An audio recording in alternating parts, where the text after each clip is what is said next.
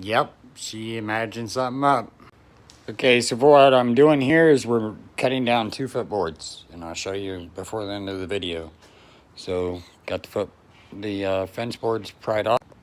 I measured 2 feet from right here to that leg, so I can just slide them in and cut them. We went and got 80-120 sanding sponge. Gonna need more.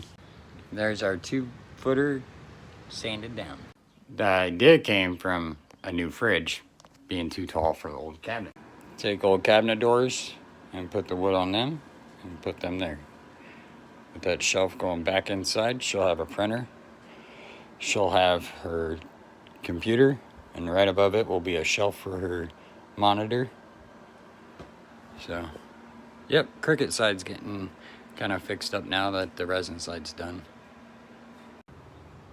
Still working on it, found an easier way.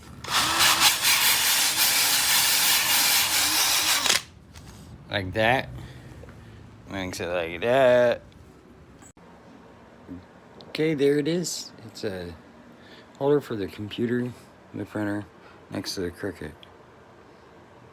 Gives her a lot more storage space, but it was a cabinet and old fence.